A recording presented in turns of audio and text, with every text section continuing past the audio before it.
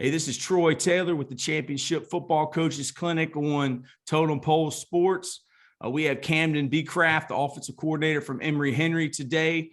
Kamden, how are you doing today? Doing good, Troy. Thank you for having me. I'm excited. Yeah, brother. Tell us a little bit about yourself.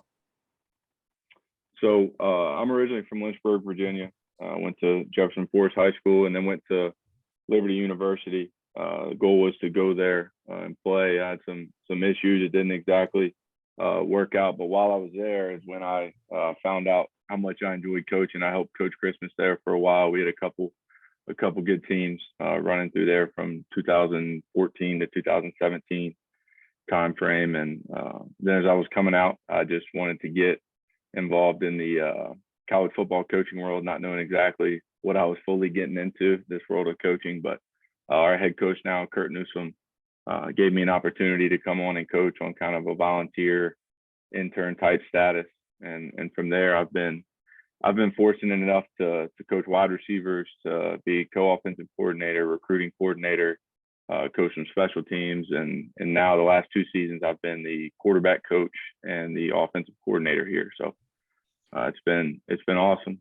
Coach Newsom's been great to me, and I just wanted to say thank you to him before I got too far into this. Coach Newsom, for y'all that don't know, he's one of the goats of Virginia, a high school coach.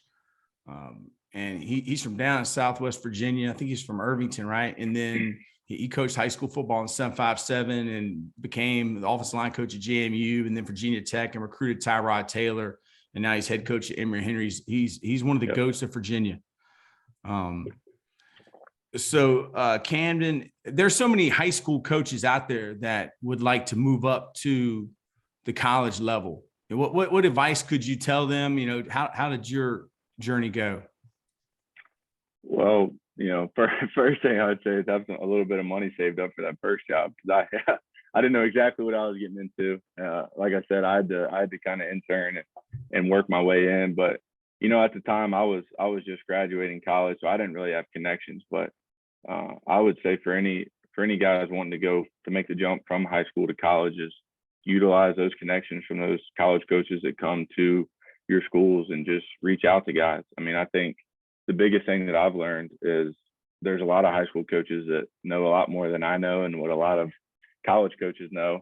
And if they just reach out, I think opportunities will open, and you just got to be willing to, everyone says you got to be willing to move.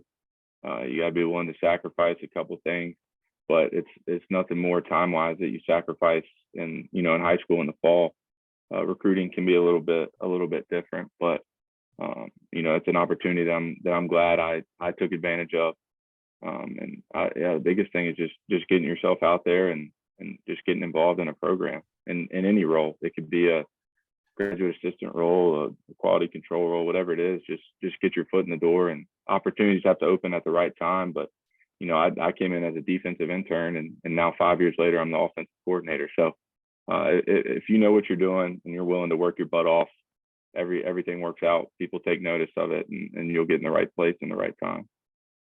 I agree. I appreciate you sharing that with us. Today you're going to talk a little bit about RPOs, run pass options, creating leverage with formations for us. And I'm just going to ask questions, as you go.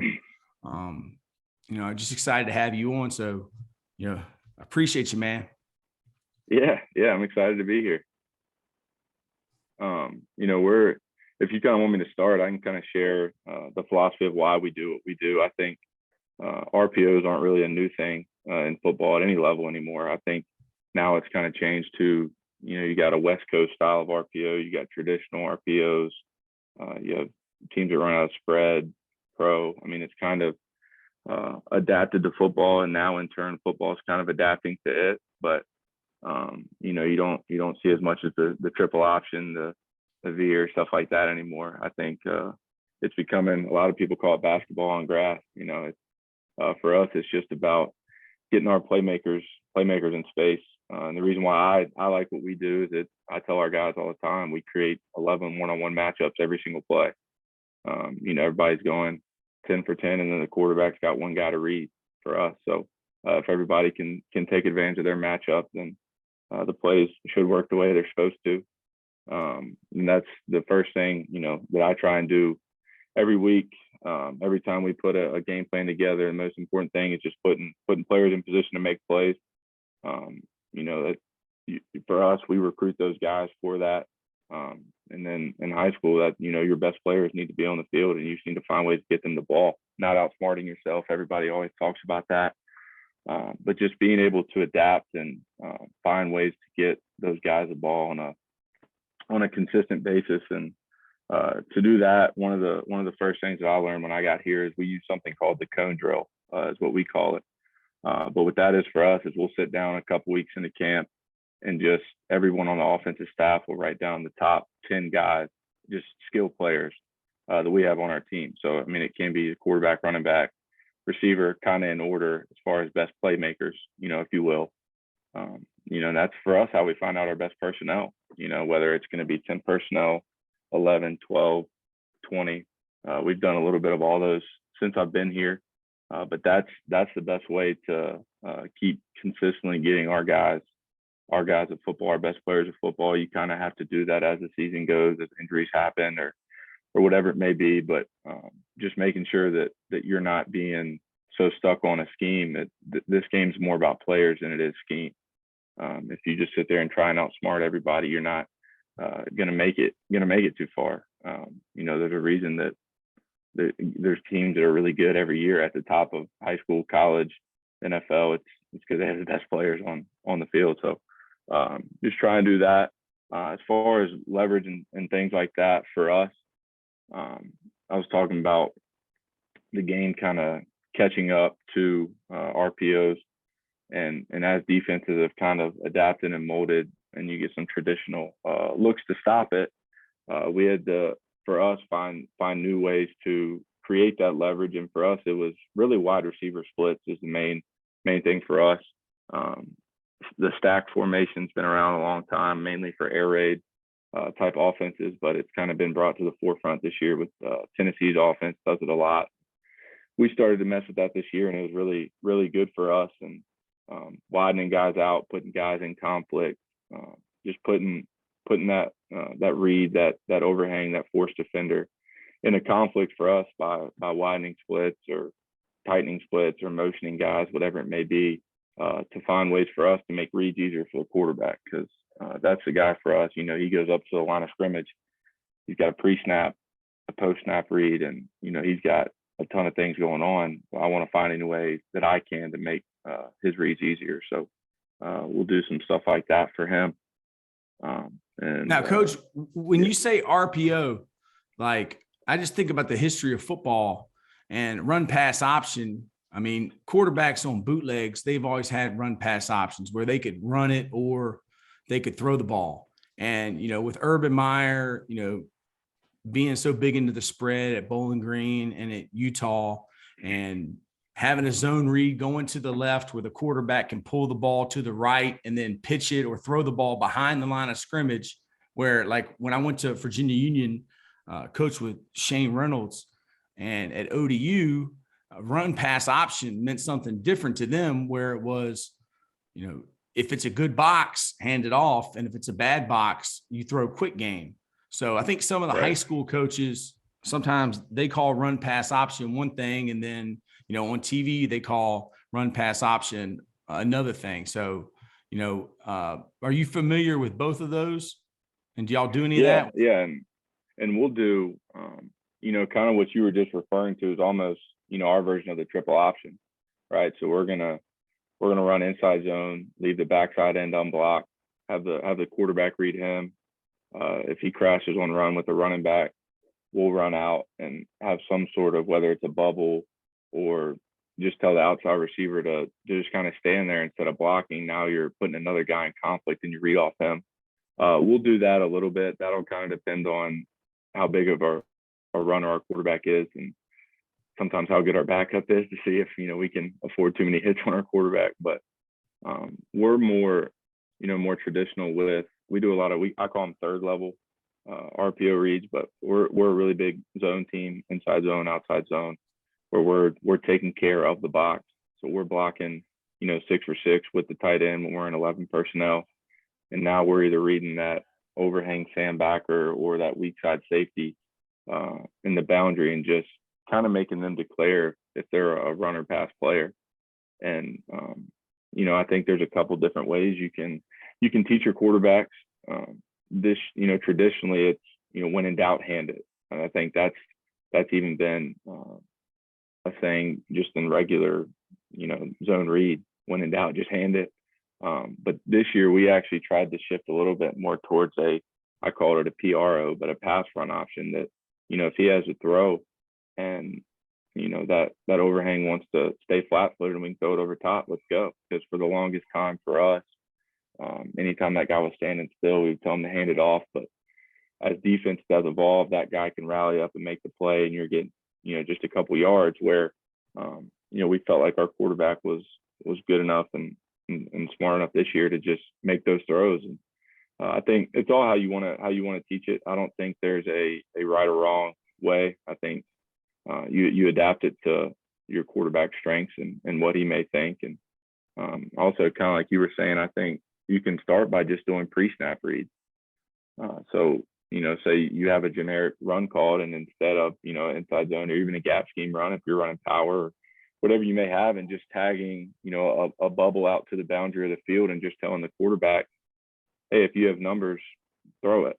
And that's a simple, not simple, but an easier way to kind of get your quarterback making those decisions pre-snap. And then when he gets comfortable on that, you can kind of adapt. But just trying to find ways really for us, make sure our receivers aren't just putting, their face mask in somebody blocking every play, because it's not going to happen. So get them involved in another way, and just get your playmakers in football. You said that you watched, when we were off camera, that you watched the Billy Mills, the head coach at Dinwiddie clinic that we did. And he always has a fast screen behind the line of scrimmage and a quick game. Yep. Quick game's always to the play side of the run. And then the fast screen is away from the run. And he teaches the quarterback, throw to grass, I guess, where there's open area. So I don't know if he's really sticking the ball in there. So y'all do both. You do quick game off of RPO, and you stick the ball in there, and then post snap read.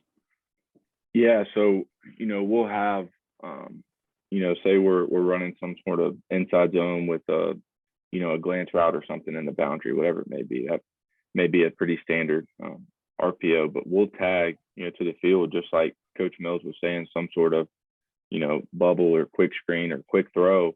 And you teach a quarterback, and I even remember him kind of mentioning, to start that quarterback off, it's kind of scary, but you have to let him maybe make a few mistakes and learn his lesson on what is good leverage and what's not. And, we all know the quarterback is a very important position. It should be a guy that you trust. So for us, it's important to have a guy I can trust, but we teach pretty much the same thing. If we have numbers, whether it's 2-on-2, it can depend on the guy that we're throwing the football to. I thought some of the stuff that he was talking about was pretty interesting, kind of letting the players kind of dictate who was running the screen versus certain looks. And we don't do as much stuff as that. Ours is kind of predetermined, whether it's the outside guy or the inside guy, as far as running the quick screen. But same kind of principle. If those guys are good playmakers, and we can create leverage out there, make a guy miss and into the house. But that's what, we'll have. We call that a pre-snap read for us. So that's our pre-snap, and then post-snap is going to be, that third level read where we're sticking the ball in the running back's stomach and making that, safety or overhang make a decision whether he's going to be a force or a pass player. So you like Coach Mills, he does play action where they fake the ball, and then, they full slide and pull a guard to kick out to the side that they're faking. Do y'all throw quick game without an RPO, and do y'all play action, in y'all's passing game? We'll play action a little bit. I think we're probably one of the more, 70-80% of our offense is true RPOs, where we're not a huge true play action team. We'll do it some. We don't kind of like he was talking about, pulling the guard and doing some different things. We haven't messed with that a ton. We've done it very little. But we do a lot of, as far as if we're just, a true run, say we're running power. Well, instead of just having the receiver standing there on the backside, say we're running power over to the left. Instead of having one or two receivers just kind of standing there on the right side, we can tag a bubble, or you can even tag something like a hitch or a slant. And you just teach the quarterback, hey, if that corner wants to play 10 yards off, that's gimme yard. That's a freebie. And I think he kind of mentioned that same thing. This game is too hard to turn down free yards. And we'll do that, all the time. Instead of just wasting guys over there, that's another chance for us to have an explosive play. But when your quarterback, you have the run called, like you said, the power, and then he decides to throw the quick game away from where the power is called. Do you have any calls between your quarterback and running back that he's going to throw the quick game and not hand the ball off? Yeah, so he'll, just give him a simple call, or sometimes he'll just look over and just say, hey, I'm throwing it, to get him out of the way, whether it's stepping up or looking back. But we'll keep everything the same up front. As far as the blocking scheme up front, we'll keep that the same. And if the running back's not on the side of the the quick throw, then sometimes he just won't even worry about it, because you could get a look, at the last second. If a team, decides to roll a safety down, you might still want to hand it.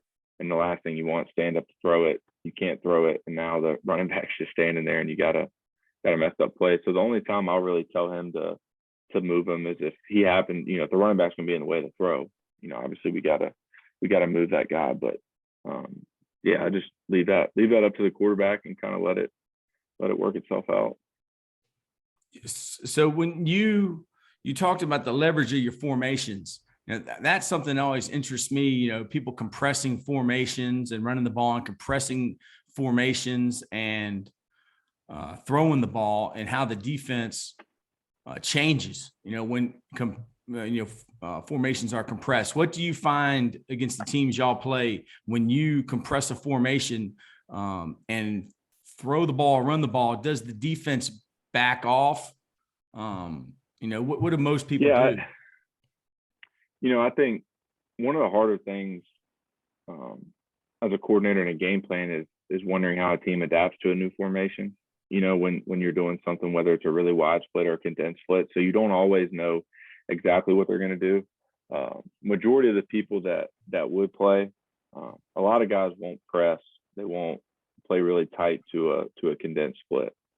And that's a way for us a lot of times to make sure that guy's not pressed, just because he has a true two-way go, whatever it may be. But it also creates, for us in the run game, when you have a condensed split, you create some opportunities to crack block with the receiver, and maybe get a tight end or an offensive lineman out on a safety or a corner, and get a chance for a big play, kind of like a pin and pull or something like that. Or it also will just create easy, quick throws, kind of like you were just saying. A lot of people will play off just because you have that true two-way go. They don't want to be in that gray area 6 yards off, kind of in no man's land.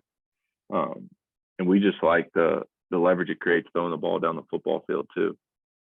It kind of, that corner really doesn't have a choice but be a contained player, and he's got to keep outside leverage of that outside receiver. So you kind of create some really good angles for yourself there with condensed splits. And then with really wide splits, we'll push our receivers all the way out, to the field, all the way to the numbers.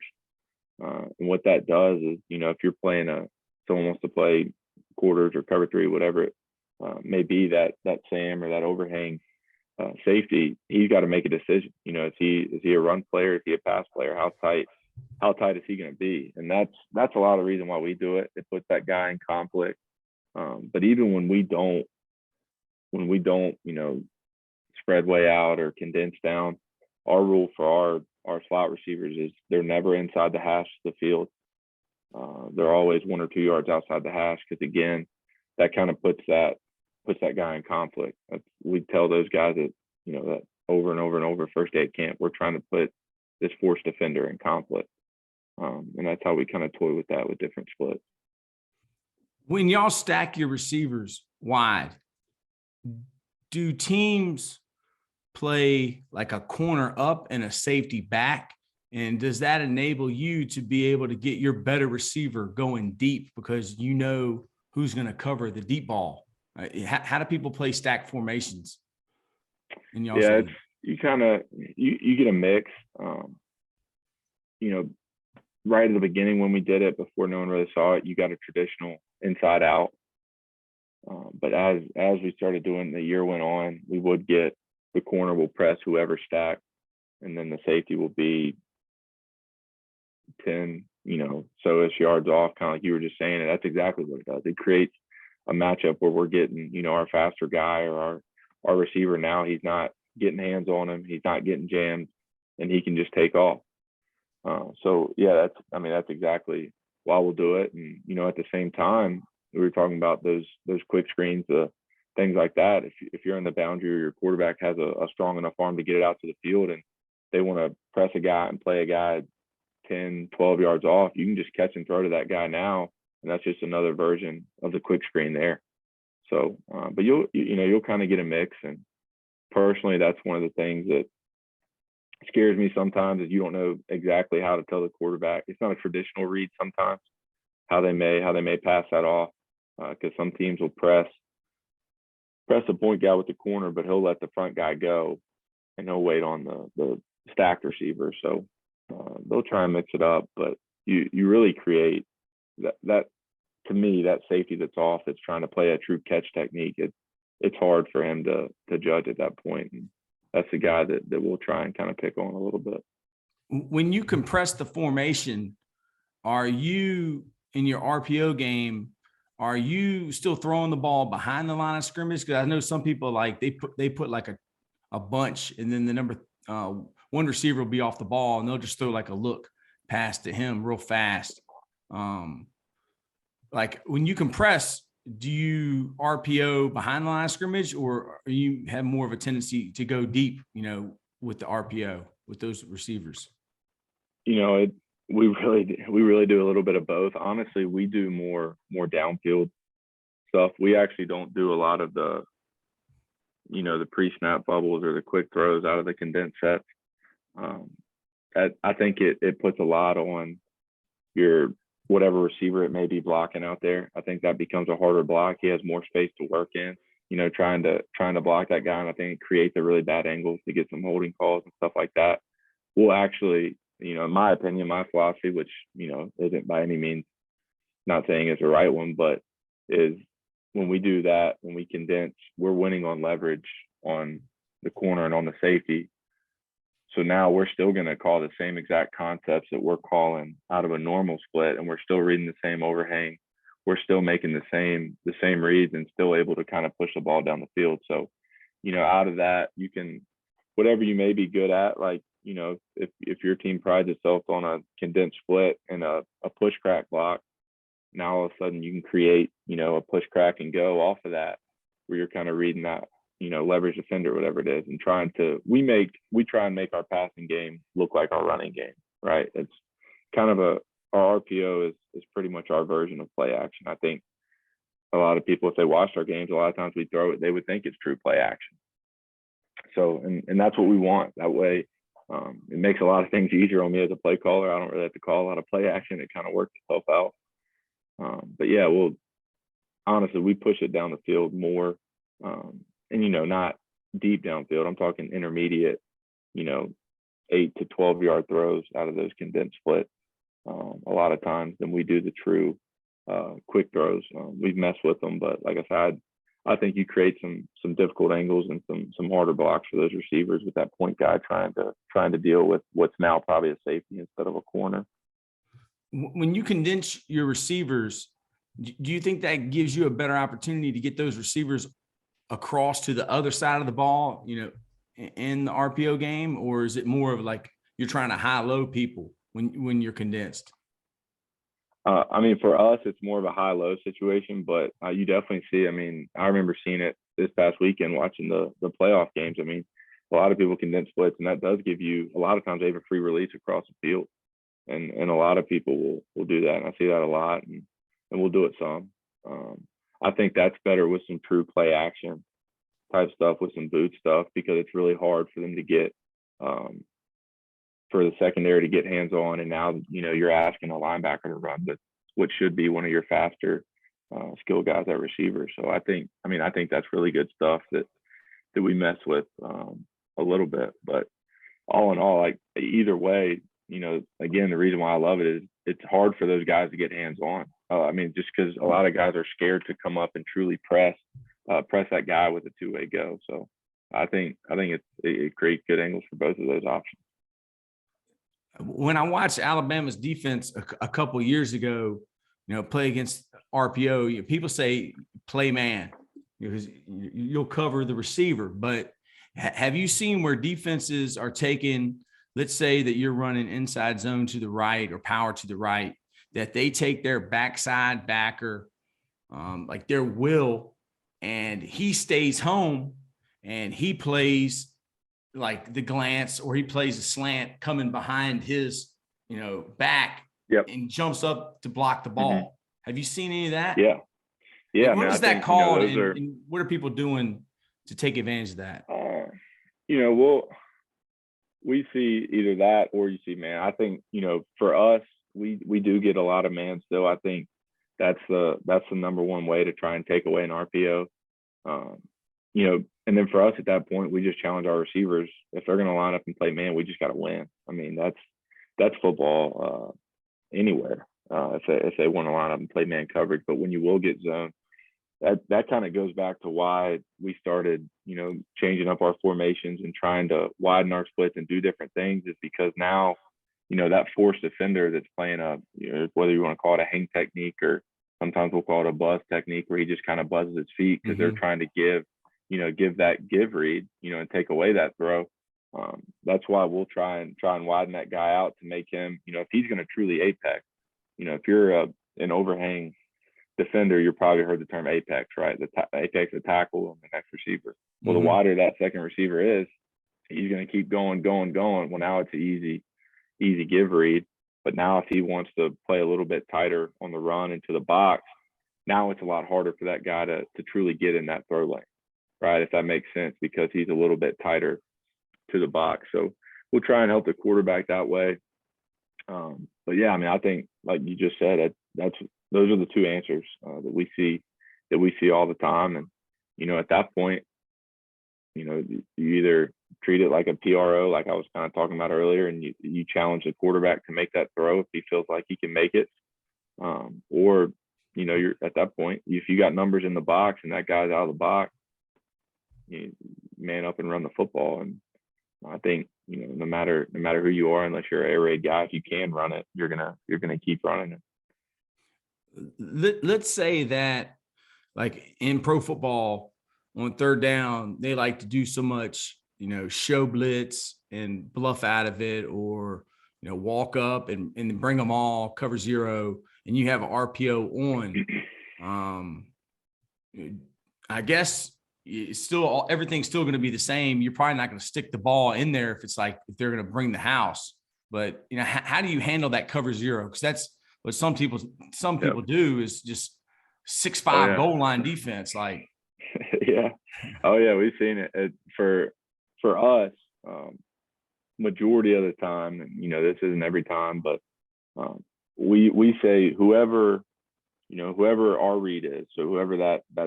If you're an 11 personnel and you're blocking 6 for 6, now you're reading the 7th defender. If he's blitzing, we put it on the quarterback. That's now the running back's guy, right? So whether he has to move him to the other side and just say, hey, stay and block him, or hey, watch 2 coming on the B gap, whatever it may be, we try and make sure the offensive line's rules don't change too much, because that position, there's so much communication and different things, and once they get their calls, we try and put it more so on the quarterback. And it's kind of what I like, is it should be more clear on paper. This is exactly who the back has. He's not necessarily scanning like traditional pass protection, Mike will, or A gap, B gap. He's not having to scan. He truly knows that he has this guy off the edge. He can go attack now. And really, if you're zoning left and you tell the back to stay, really it just becomes a 6-7 man slide. That's all it becomes at that point, which for me, it should be a sound protection. So we'll put that on the quarterback, and he knows that. If it's a blitz on the front side of the zone, or we're getting pressure on the front side, we will have calls, and it can kind of depend on the week, but where we're going to take, possibly take the zone out to it and block it up. But we'll always say, backside, that's on the quarterback. If we're zoning left and you're getting pressure off the right, whether it's a safety, a back, or a corner, that's we always say in my meetings, I coach the quarterbacks, I say that's our guy. Whether you're going to try and man up and be Mahomes and sidearm it around him and make the throw, or you're going to leave the back for him, that's your guy. And that's the biggest, easiest way for us to kind of stay on the same page. And we get that a lot. We get 6-7 man pressures a lot. So it's something that we drill. I thought it was pretty cool what Coach Mills was saying, is putting tape on and just making your quarterback tell you who has who and who he has. I think there's so much value in that, rather than just watching film just to watch it and seeing plays go, and seeing different blitzes and trying to talk as you go, just because it's there's no rule that the team has to run the same blitz they ran last week. They're probably not going to. They're probably going to mix it up. So you line up pre-snap and you make sure everybody knows exactly who their responsibility is. I thought that was really, really neat that Coach Mills does that as well. When you watch film, you say that you compress your formations, you use different formations than other teams. So when you watch film, in preparation for a game, for game planning, do you watch the film by formation to the defense, or do you watch it by down and distance? How do you, prepare as offensive coordinator? Yeah, so we're pretty traditional. What I learned is a lot from Coach Newsom, obviously, and we've changed a little bit throughout my couple of years here. But we'll start beginning of the week. We'll go through formations, just first and second down, base offense, see how they line up. To our formations, we'll do a 3 or 4 game breakdown. See what their base tendencies may be. They may not have a couple of our formations. We'll try to find something close. But we'll take out all the third down, all the red zone, and watch that stuff separately. So we'll try and just get first, second down, base game plan kind of ideas, and then we'll take a whole separate day where we'll watch blitz separately. We'll watch red zone, the 3 different parts of the red zone. We break the red zone down into the 20 to the 10. Most teams are 20 to the 12, and most teams will stay pretty base in that kind of nowadays. But then we'll go 12 to the 5, and then 5 and in. We'll watch third down. We'll watch third and long, third and medium, third and short. Just try and kind of see how teams will change. But we follow a pretty standard routine, and majority of our game plan comes from that first and second down period. When your play card on the sidelines, when you game plan and you do your card, you game plan and write down things that you've seen from the film that are good in certain situations against that team, correct? Like that is good against their tendencies against like 1st and 10, 2nd and long, 2nd and short, 3rd and long. Go through that for the coaches out there. Like, how do you organize your card? For me, I try and keep it as simple as I can, but I'm definitely not Lincoln Riley with the index card, or some of those guys are just an index card. But I'll have, it's kind of like what I just said, how we break it down, and that's kind of how we make our call sheet throughout the week. So I'll have me personally, I'll put our top formations that we're planning on using that week, and my top 3, 4, 5 plays out of that formation. Try not to do too much. I think I'm guilty, probably like a lot of people, of always putting too much on there to make sure you don't forget anything. But try and have all that stuff for your base situations, and then on the backside of my call sheet is exactly like you were just saying, and I was talking about how we break it down. I have a 3rd and 1 section, and I try my best to write down, I rank plays 1, 2, 3, 4. And we'll talk about it as a staff and decide, this is our first 3rd and short play. The first time we get in this, I can look right at the call sheet, call it. there's so much going on in a game day, and you're subbing personnel and this and that, and you like to be able to just look down, be confident in something, and that's how we make sure that we've repped it too. In practice, in our third down scout team periods, that's exactly what we do. The first, second, third, fourth play that we run is exactly, so it allows us to rep those plays versus different looks. Those guys have should know how to block that play versus multiple looks, because that's when games are won, is third down in the red zone. I'll have a third and long, a third and medium, and a third and short section. I'll have a couple of different sections, like I was talking about how we break down the red zone.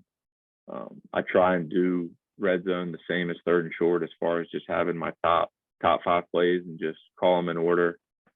I try and separate 2-point plays. You try and work a couple of those every week, something you're confident in. You don't want to be calling something that you haven't worked in a couple of weeks. That's all the plays that are game-changing plays. When you're in those situations, I try and have specific plays that our players are familiar with.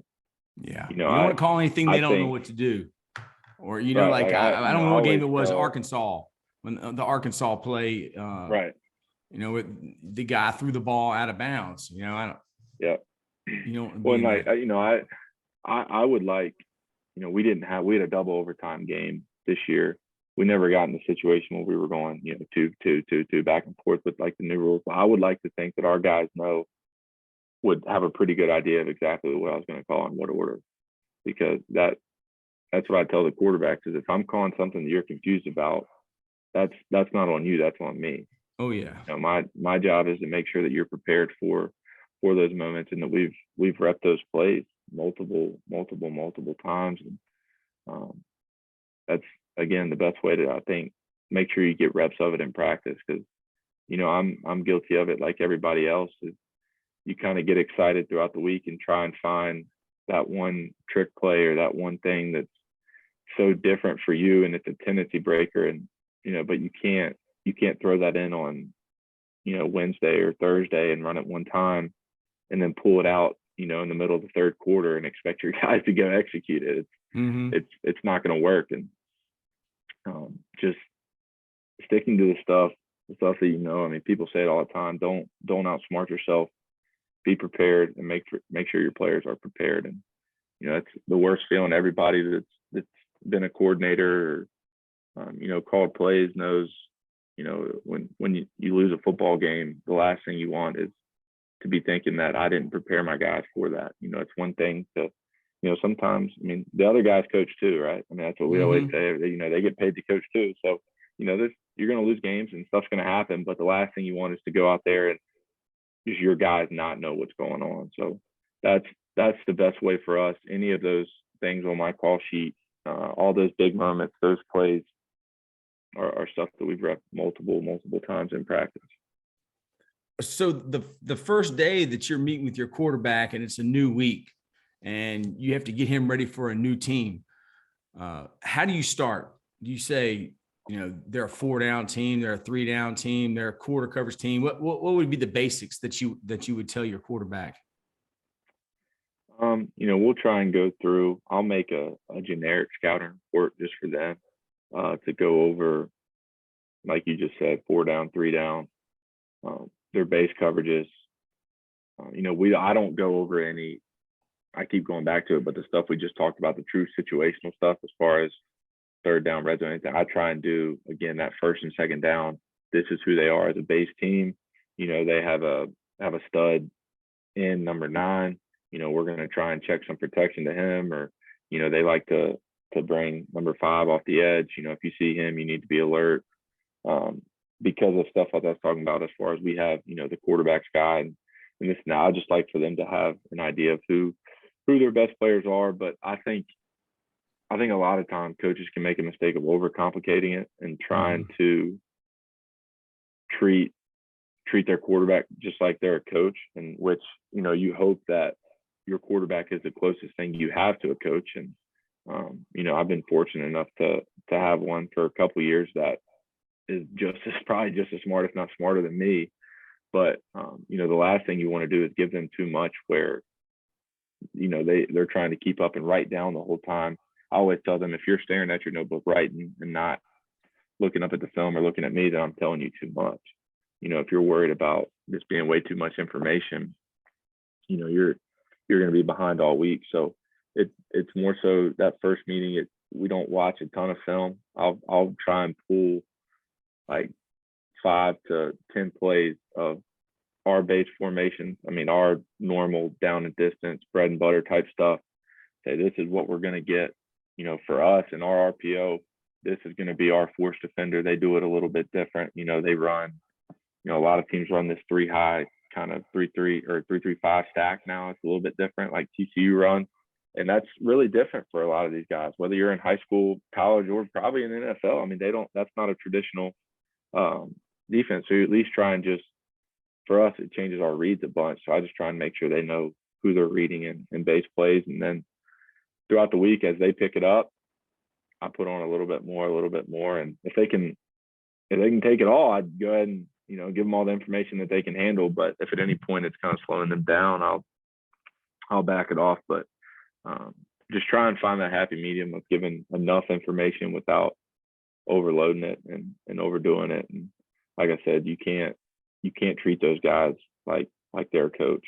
You have to remember who they are, and they're still worried about their physics test tomorrow, and they're still worried about that stuff. So they're not going to be here until 11 p.m. breaking down film, and they're not going to get fired if they lose. I mean, this isn't their livelihood. I know they care, but they have a lot going on. So just give them enough, give them what they need to know, and beyond that, if they want to know more and come back and watch film, great.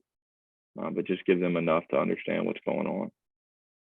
Yeah. Who is the best defensive coach or team that you've played against, that you've had to call plays as a coordinator, and why? Now, I like to ask that. I asked Coach Mills that. For us this year, it was Wingate. They finished first in the nation in defense. For us this year was a little bit different, moving up to Division II. I would probably say all the defenses this year. It was just, it was a big jump for us. But, honestly, what made them so good, and honestly the best 2 defenses we played, they were the most base defenses. Yeah, they play what they play, and they do what they do. I mean, I remember that week I was sitting down with the quarterbacks and I was showing them, and I was like, yeah, they run a 4-2-5. You've been seeing this since you were a freshman in high school. They don't blitz, but 8% of the time they run this coverage. They don't stunt, they don't twist. They line up and they play. And, as a player, they're sitting back there like, oh, man, we're going to put up all kinds of numbers this week. But, they knew they have good players, and their players knew exactly what to do. And they know they can fit the run. They can fit the run because that's the front. That's what that box is always the same. They not only neutralized, they shut down our run game, and it was hard for us at that point to get a lot going. And it was a tough year. A couple of tough games this year. Just moving up, matching up with some of these teams, and we were fortunate enough to win 5 of our games, and in our first year in Division II. And as a coach, you're never satisfied without winning all of them. But looking at the full picture, I think we did a really good job. But no, I promise you, the best 2 defenses, and definitely Wingate. They were the most base defense we played. It's the game plan felt easy. It was that scary feeling of, well, on paper, scheme wise, we should be able to score a lot, but I don't know if we're going to be able to move the ball. I don't know if we can block our 3 technique, or I don't know if we can do any of that stuff. But I think that's what made them so good. And I remember when other people played them, they'd be like, we'll be fine. They're pretty base. I was like, all right, good luck. And they would text or call me after, like, man, you were right. We couldn't block those suckers, or we couldn't. Good teams have tendencies. Good teams have tendencies, and that's why they're good. I think and I tried to. I was actually talking to one of our coaches the other day.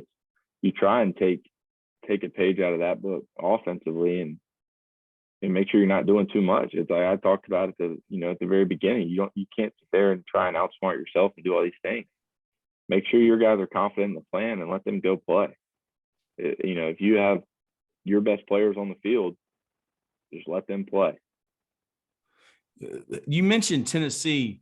Who are some teams offensively in college football that you will be studying, and what are they doing that interests you?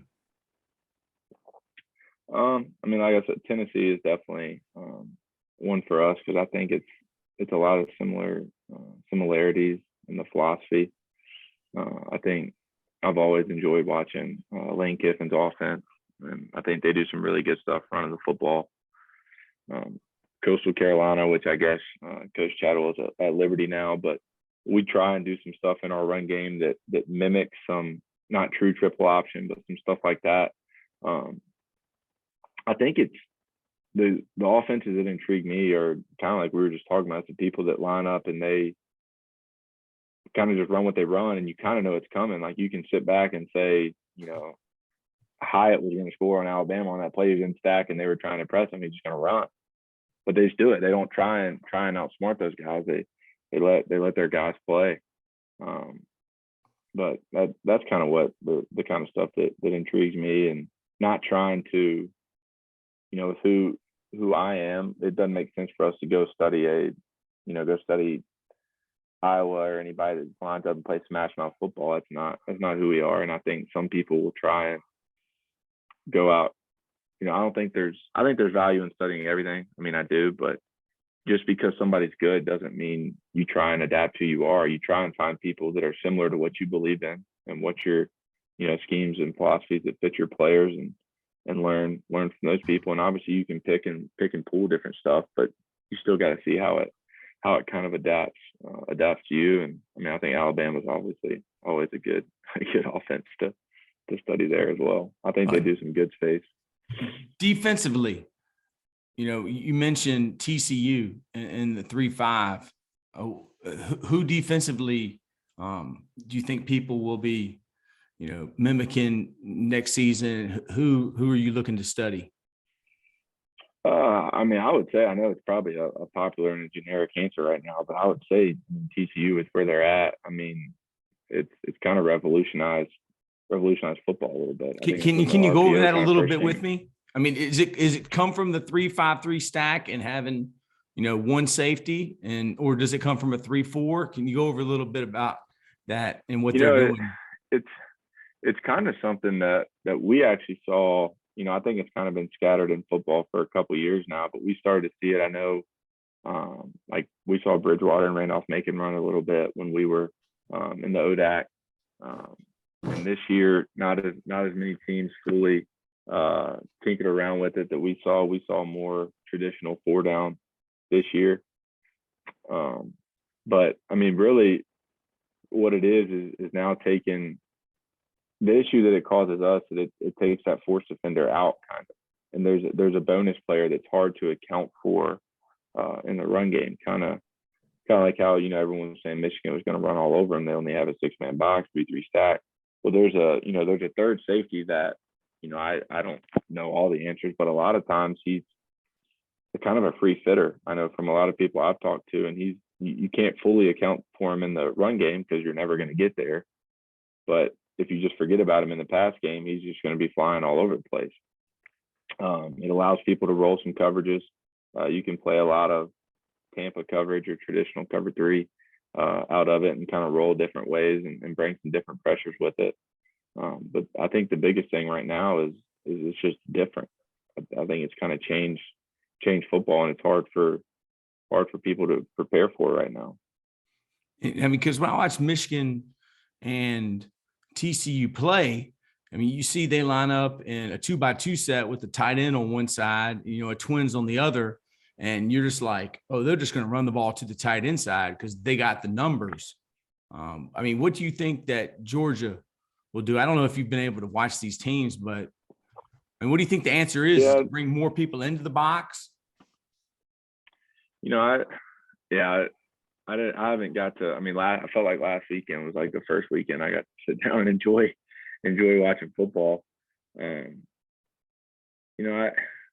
If I had those answers, I wish I would be coaching in Georgia. But I think again, I think Georgia's going to be who they are. Honestly, it goes back. I know that's a base answer, but they're really good because they get They their do what best they players in do. football. Like, I mean, they've revolutionized. You know, I had our tight ends coming in here because Brock Bowers gets a jet sweep, and our tight ends are like, "Man, you said jet sweep, we should run that." It's like you're not Brock Bowers.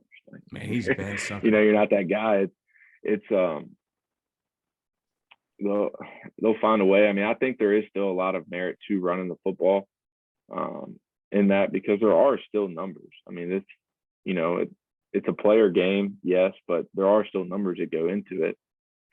Um, they just have to adapt to it and take it as it comes. But I mean, I know it's a generic answer, but honestly, That's okay. they're going to be who they are. I mean, I think that's why they're so successful. They have really good football players. The Totem Pole Nation and the Championship Football Coaches Clinic viewers, is there anything else you'd like to say to them, or how can they get in touch with you if they have any questions?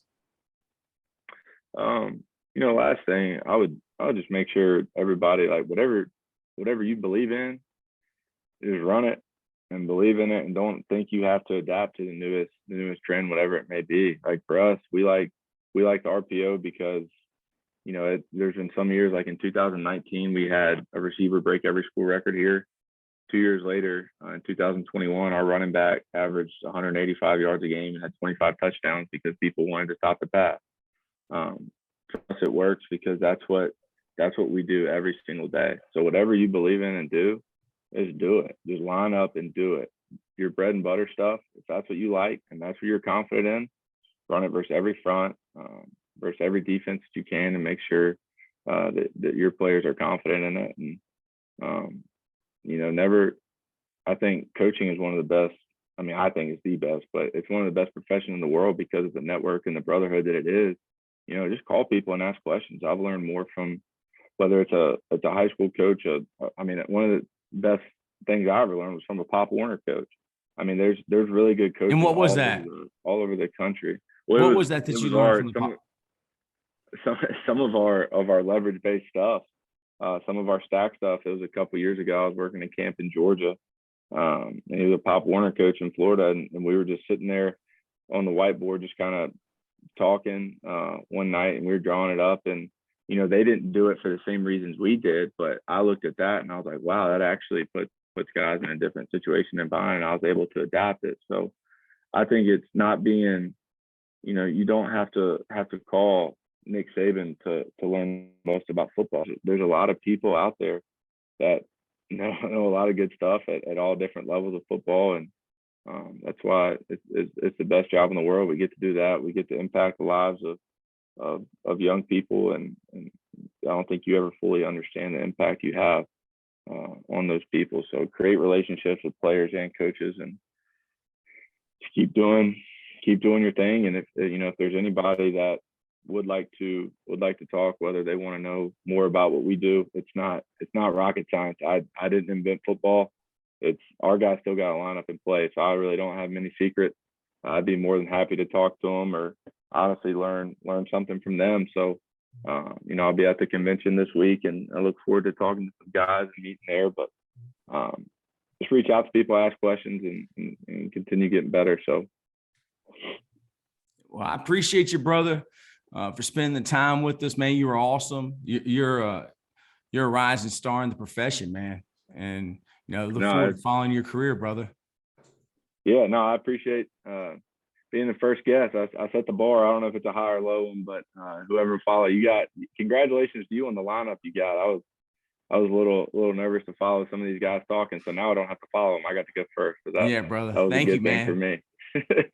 But I appreciate it, Troy. I hope you have a good one, man. Thank you, man.